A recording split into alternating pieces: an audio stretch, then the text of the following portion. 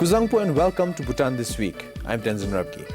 In this week's top stories, Their Majesties the King and the Gyaltsen are in Pinseling on a tour to the southern Dzongkhaks. The Anti-Corruption Commission of Bhutan will take the Gyalpushing land case to the Mongar Dzongkhak court. And the government has promised to adequately compensate the villagers who will be displaced by the 540 megawatt Amuchu Hydropower Project. His Majesty the King and Her Majesty the Gyaltsen are in Pinseling on a visit to the southern Dzongkhaks. Yesterday, His Majesty visited the College of Science and Technology in Rinchinding and granted an audience to the faculty and students of the college.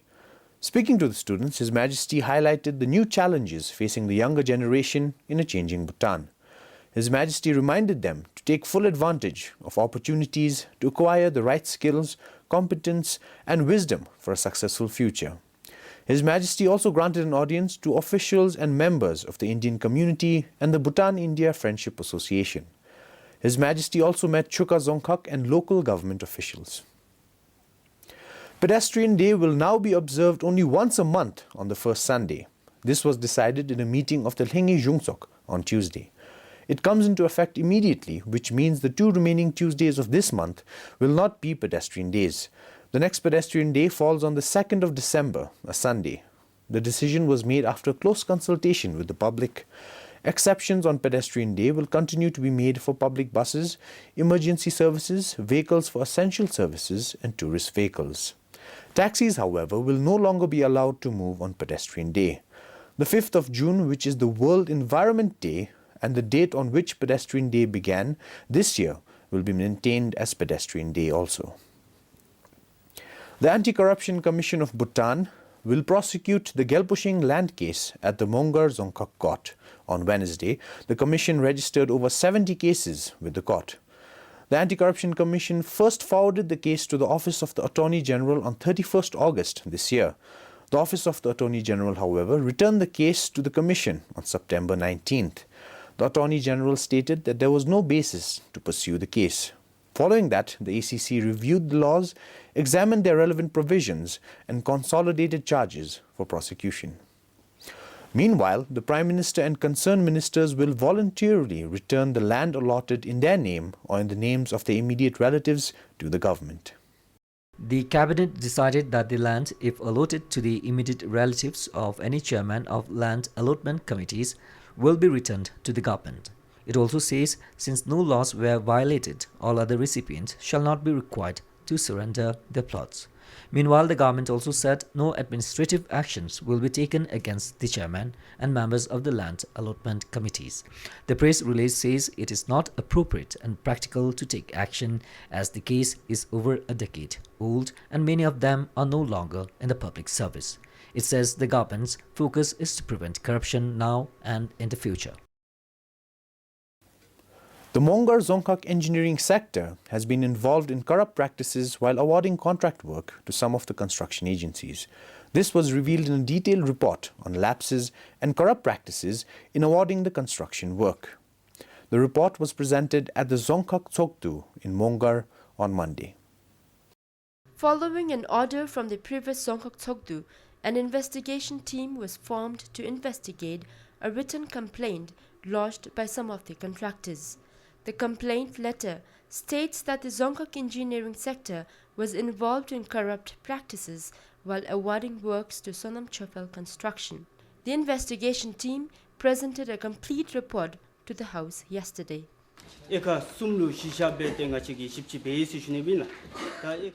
When we investigate the case, we divide it into 3 different areas. Firstly, we discuss with the people involved. Secondly, we did paperwork verification, and finally, the physical verification, visit the workplace and its output.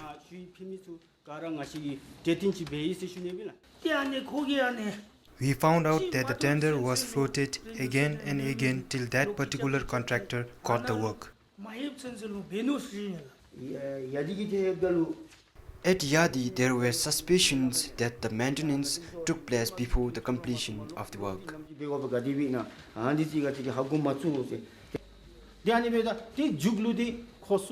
3 construction company, Sonam Chofel Construction, Tashi Gongfel, and KH Construction owned by the same family members.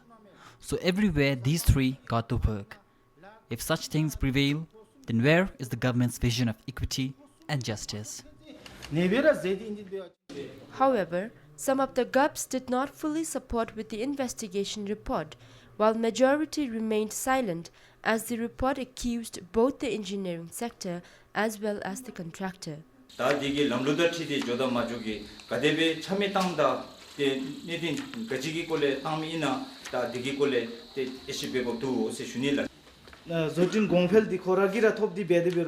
the work is awarded to a construction company, and since they have other work to do, the contract work was given to a second person, but the construction company says that the work was done by them. So I see a problem in this.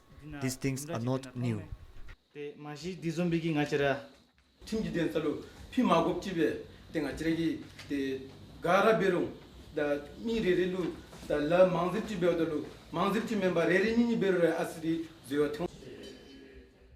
Dzongkhag engineer, Sring Nyidub, did not comment anything, saying that he would respect the decision of the House and the investigation team. However, Mongar Zongda said it is not a serious concern as viewed.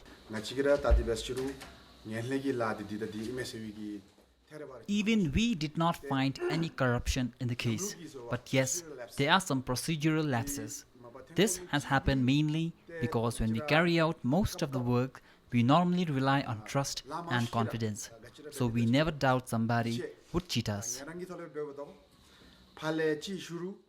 To make the contractors involved accountable, some of the members suggested that the contractor be denied from getting contract works in future as practiced in other Dzongkhags. After much decision, the House resolved that the case will be submitted to the Dzongkhag administration for necessary actions. Kampal for Kyungatashi, Cheche, BBS News. The government has promised to adequately compensate villagers who will be displaced by the 540 megawatt Amuchu hydropower project. A detailed project report says about 1,700 people are likely to be displaced by the project. The Amuchu Hydropower Project is also one of the projects that will help realize the country's goal of meeting 10,000 megawatt of electricity by 2020. However, this is also a project that is going to displace highest number of households till date. Understanding this sensitivity both economically and socially, Economic Affairs Minister Khandung Wangchu said villagers will be adequately compensated.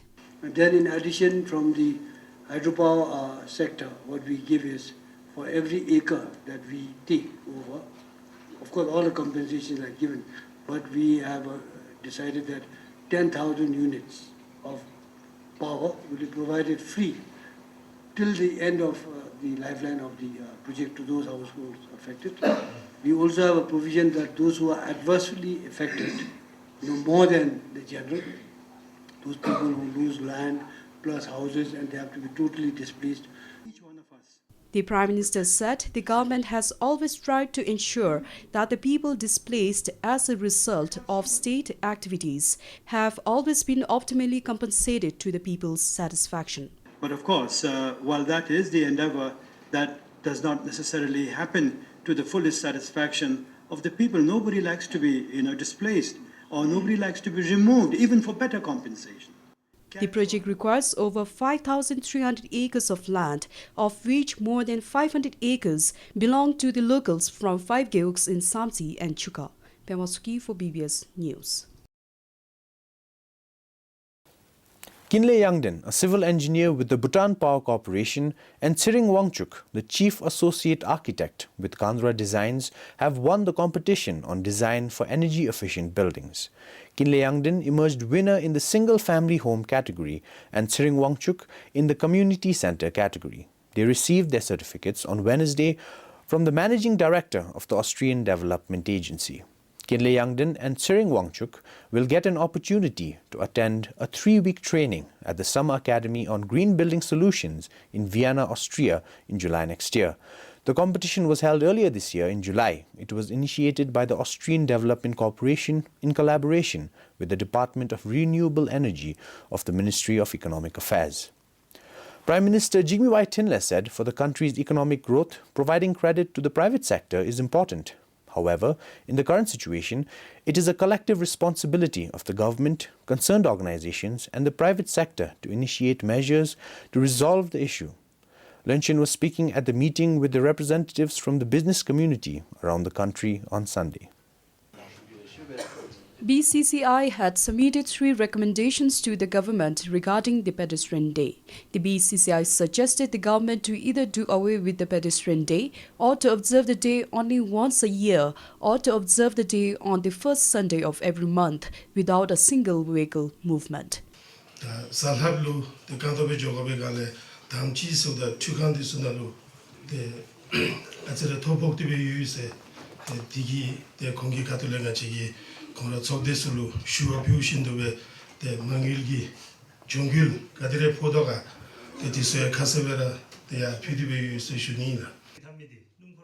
The Agriculture and Forest Minister, Dr. Pema Jamsu, briefed the members of the business community on the objectives behind observing the Pedestrian Day. Limpo said a committee has been employed to look into the problems faced by the people, and the committee has been coming up with the solutions like allowing tourist vehicles on the day.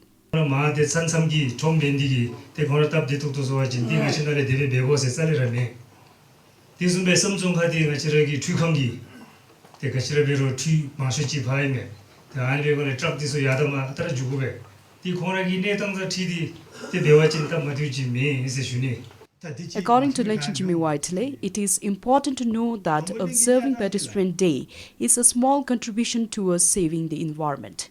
Lenchin added, by observing a day, it will also help raise awareness to promote health and community interaction. However, Lenchin said, if the business community still feels that Pedestrian Day is affecting their businesses, the cabinet will look into the matter. Compiled for Sumhamo, Pematsuki for BBS News. Farmers in Tsirang are worried whether their oranges will bring them good fortune this year or not. Unlike in the past, not many dealers have come to buy their oranges. Tsirang Dzongkhag is well known for orange business. At this time of the year, contractors across the country gather at Tsirang to buy oranges from the farmers. However, for the last 2 years, not a single dealer came to make deal with the farmers. The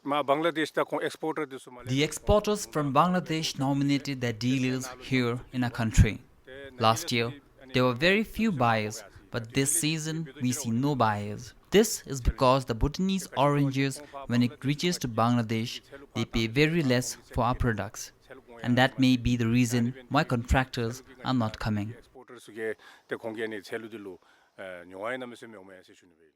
In the past, many contractors used to come here and willingly pay any amount for the entire orchard, but not anymore.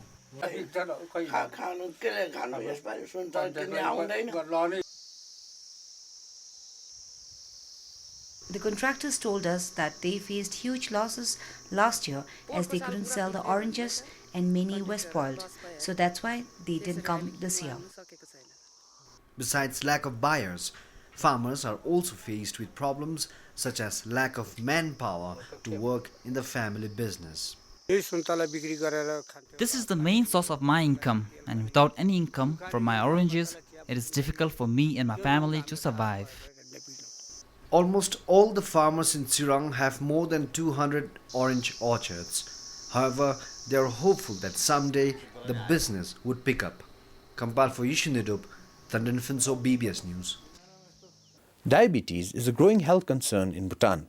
Hospitals are seeing an increasing number of diabetic patients every year. The National Referral Hospital saw over 2,500 diabetic patients so far this year. A staggering 2,700 people were detected with diabetes at the National Referral Hospital so far this year. The figure is an increase of over 700 patients from last year. Diabetes is a serious health concern. As the World Diabetes Day was observed in Thimphu today, health officials carried out a series of awareness programs. Eat healthy and exercise regularly were the key messages that the health officials tried to convey. Behavior in terms of what they eat, behavior in terms of their lifestyle. They must simplify their lifestyle. They must be simple, and they must eat simply. They must, exercise, continue to do physical exercise on a regular basis. They must, not put on weight. Be very conscious of their weight. They should not indulge in any other, vices like alcohol, etc., smoking, etc. Diabetes causes kidney failure, heart attack, and visual impairment, among others. And it is also an expensive disease to treat, costing the country's health sector heavily. Pemal Harden for BBS News. The extended classroom of Segeok was established in 2009. Even after 3 years, the extended classroom has only 6 students today. The extended classroom of Se had only 8 students when it was first established. Today, the number has increased to 6 as the students passed out of the school. The teacher said multi-grade teaching is not an easy task. In multi-grade, I face a lot of problems just because I have to adjust. Because I have 4 subjects, and let's say class PP, I have 4 subjects, that is English, Mathematics, Songkha, and EVS. So even in one also same subject, 2 also, but as the subject topic, it varies. So it's quite difficult to teach at a time. A class 1 student, Rinchin Doji, said he wants to become a police officer after completing his studies. For now, he has to walk for about 45 minutes to school every day. Class kadimci bu. 1 yıl. Çişüle bom jojumle class 5 ta birkaç beni. Mami tasho. Rinchin's father, who drops Rinchin to school every day, said he has many regrets for not being enrolled in the school. He said without any education, he is today a mere yak herder.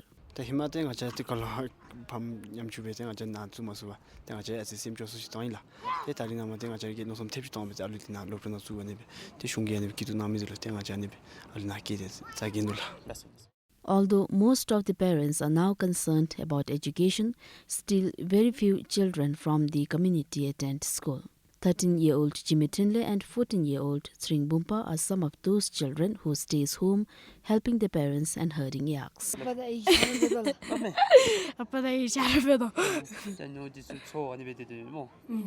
With no farm road, Sui Geok is one of the remote geoks under Thimphu Dzongkhag.